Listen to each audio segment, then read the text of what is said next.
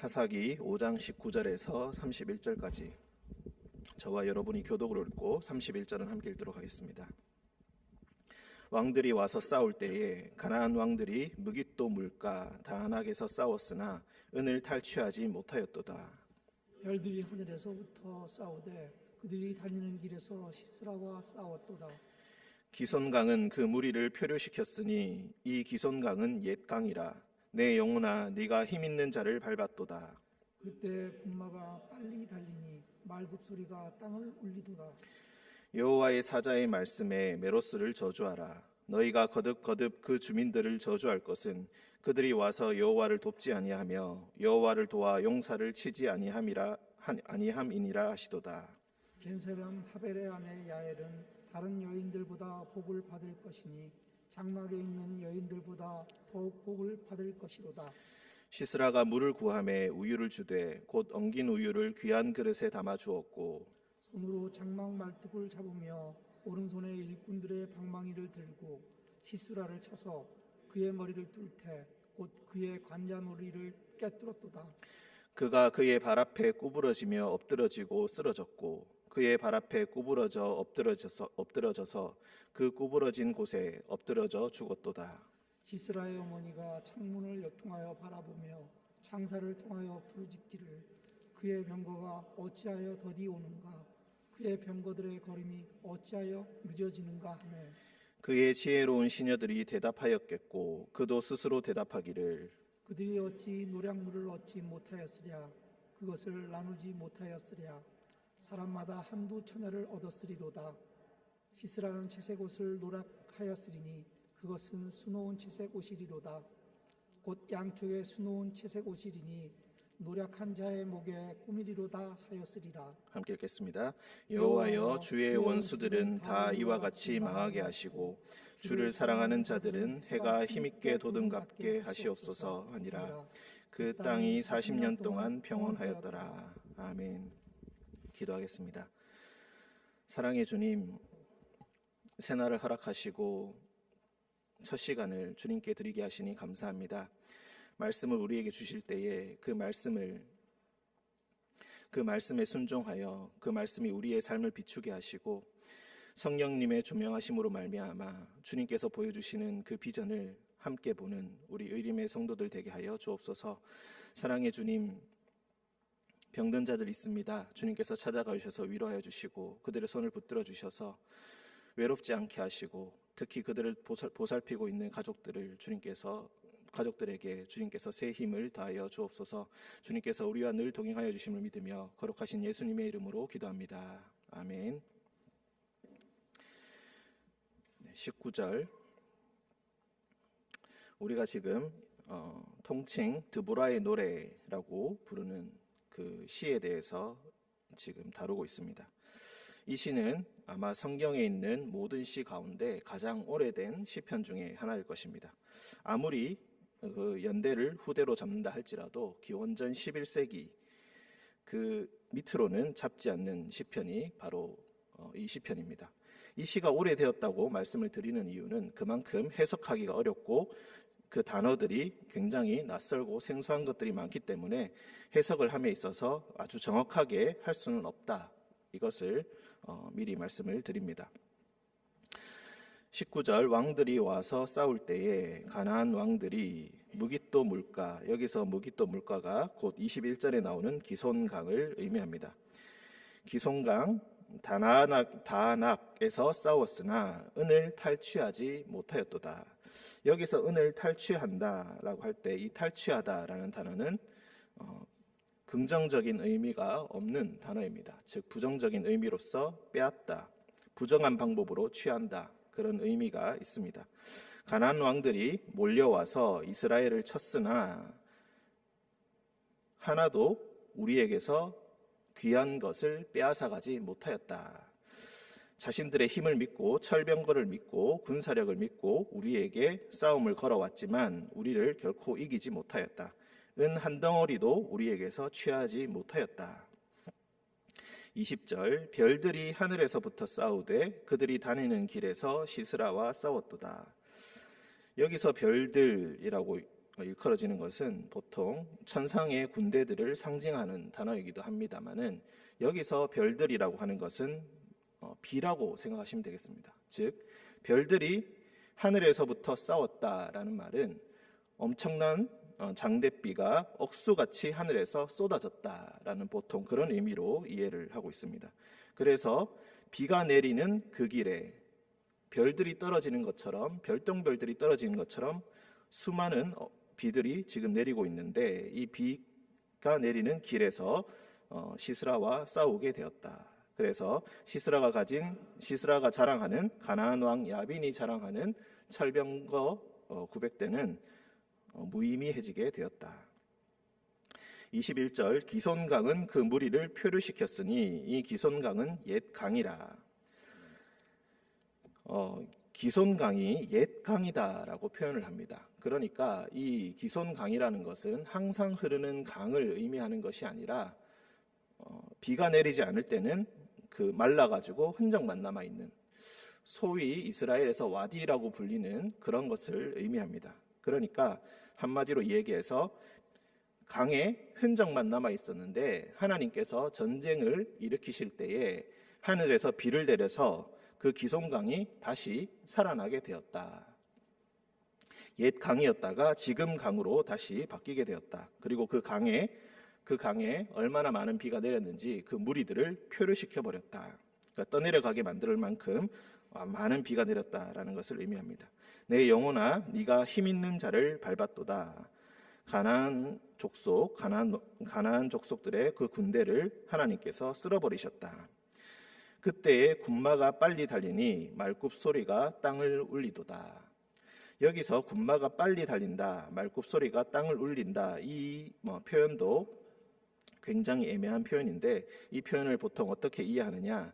군마들이 비가 억수같이 쏟아지고 철병거를 끌고 있는 그 군마들이 도망을 가야 되는데 너무 당황하고 말들도 두려운 나머지 계속해서 달릴 땅을 찾기 위해서 뒷다리를 고정시키고 앞다리를 드는 그렇게 울부짖는 그런 모습을 묘사하고 있다. 보통은 그렇게 이해를 합니다. 즉 도망가고 싶어도 도망가지 못할 만큼 엄청난 비가 내려서 지금 쓸려가고 있는 그런 상황. 그래서 울부짖고 있는 그런 상황. 이 비참한 상황과 이 패배의 현장을 이 군마의 모습을 묘사함으로써 생생하게 전달하고 있는 것입니다. 19절부터 22절까지가 싸움의 내용입니다. 싸움 자체는 그렇게 길게 묘사되지 않고 간단하게 묘사가 됩니다. 즉 하나님께서 하늘에서 비를 내리셔서 적들을 쓸어버리셨다. 악한 마음을 품고 은을 탈취하기 위해서 대군을 끌고 다가왔지만 은 하나도 탈취하지 못한 채 그 자랑하던 군마들, 그 병거들은 다 물에 표류되고 말았다. 여호와의 완전한 승리, 그것을 이야기합니다. 23절 여호와의 사자의 말씀에 메로스를 저주하라. 여기서 이 메로스는 아마도 그 후에 나오는 구절들로 봐서는 너희가 거듭 그 주민들을 저주할 것은 이렇게 표현한 것을 봤을 때 메로스는 아마도 지명을 의미할 것입니다. 뒤에도 보시면은 겐 사람 헤벨의 아내, 앞서 4장에서 우리가 겐 사람에 대해서 이야기한 바가 있습니다. 거슬러 올라가면 미디안 사람들이고 출애굽할 때에 동행했던 사람들입니다. 출애굽기 12장에 보면은 이스라엘 족속들만 출애굽한 것이 아니라 수많은 잡족들이 함께 나왔다라는 기록이 있습니다. 즉 가나안 땅에 지금 가나안 족속들 그리고 이스라엘 족속이 가장 큰 세력을 형성하고 있고 그와 독립적으로 그 땅 안에서 함께 거주하는 주민들이 있다. 그런데 그 주민들은 출애굽할 때 이스라엘 족속들과 함께 나온 사람들인데 막상 가나안 땅에 도착하였을 때 이스라엘 편에도 서지 않고 가나안 편에도 서지 않고 있다가 또 어떤 자들은 개인적으로 나가서 가나안 족속들과 평화 조약을 맺고 그렇게 살아가더라. 이런 다양한 모습들이 나타나게 되는데 아마도 여기서 겐 사람 헤벨의 아내 야엘, 이 사람이 친이스라엘 계열의 그 사람들을 상징하는 것이고 메로스라는 이 지역은 아마도 이스라엘의 비협조적인 친가나안적인 그런 자들을 그런 세력들을 아마도 대표하는 것이 아니겠는가, 보통은 그렇게 이해를 합니다. 메로스라는 단어 자체가 구약 성경에 여기서 한 번밖에 나오지 않기 때문에 더 이상은 자세하게 추적할 수가 없습니다. 너희가 거듭 그 주민들을 저주할 것은 그들이 와서 여호와를 돕지 아니하며, 즉 여호와를 알고 있는 자들인데 출애굽할 때 출애굽 모든 과정 가운데 여호와의 역사하심을 분명히 보고 이스라엘과 잘 아는 사이인데도 그들이 와서 전쟁이 일어났을 때 그들이 와서 여호와를 돕지 아니하였다. 그러니 그들을 저주하여라. 여호와를 도와서 용사들을 치지 아니함이니라 하시도다.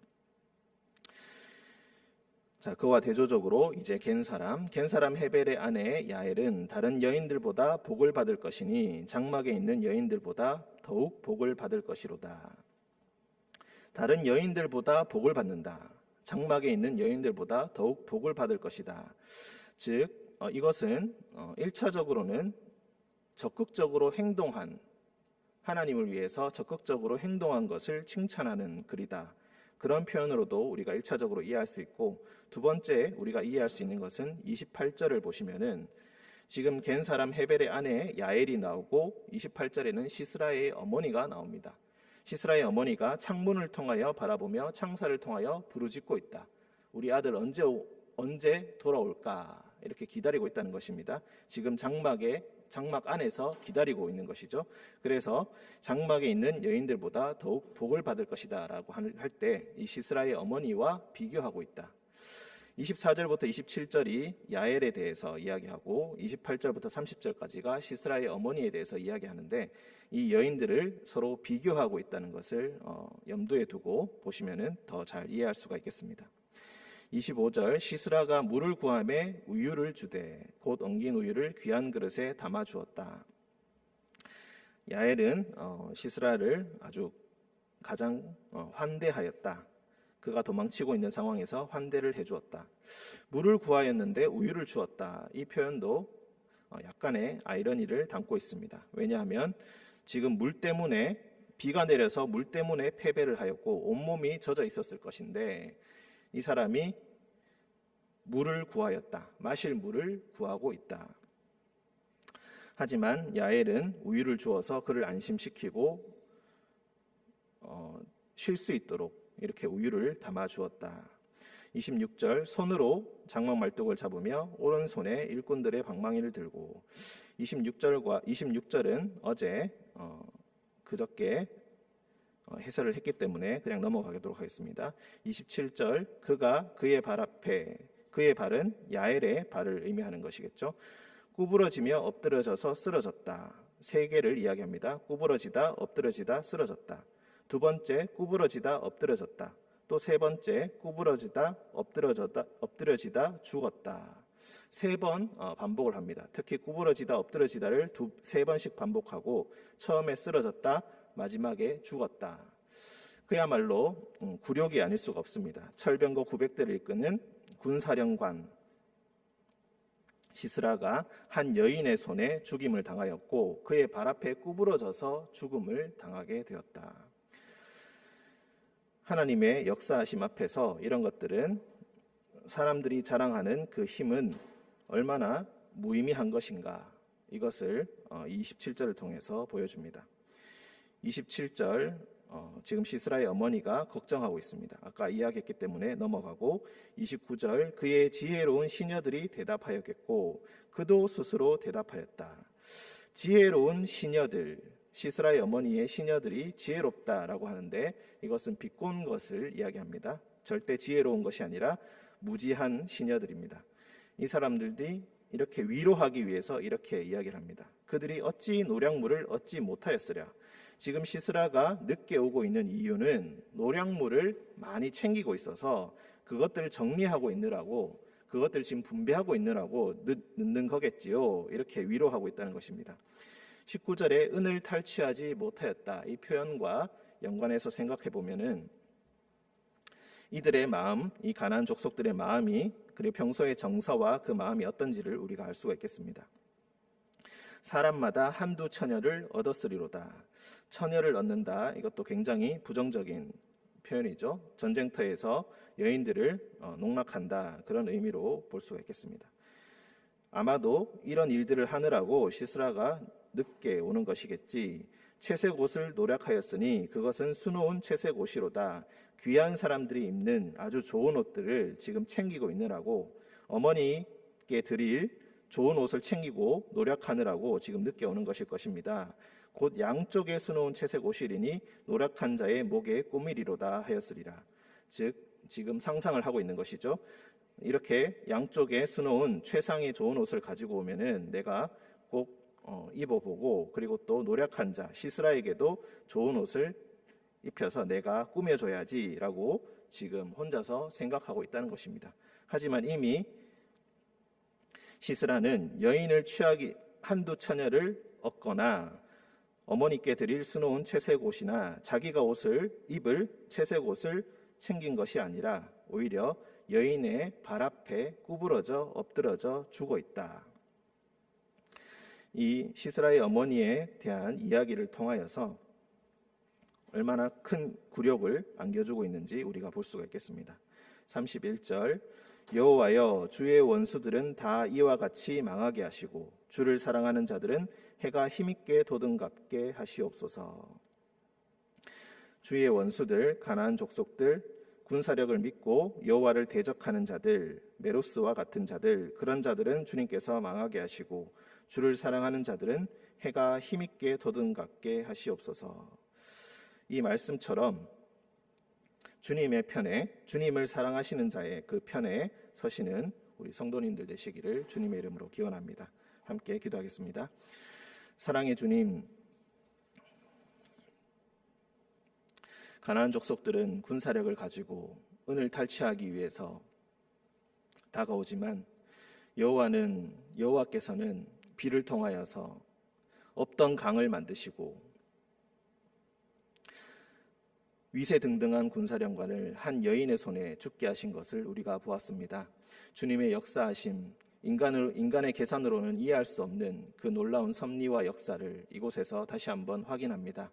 주님, 항상 주님의 편에 서게 하시고 유리하든지 불리하든지 상황이 좋든지 나쁘든지 오직 주님을 생각하며 주님의 편에 서는 우리 모든 성도들 되게 하여 주옵소서. 주님 말씀에 비추어서 항상 우리의 마음과 몸이 주님 앞에 준비되게 하시고 깨어있게 하시고 주님의 편에 서는 것이 어떤 것인가를 고민하는 우리 오늘이 되게 하여 주옵소서. 주님께서 우리와 늘 동행하여 주심을 믿으며 거룩하신 예수님의 이름으로 기도합니다. 아멘.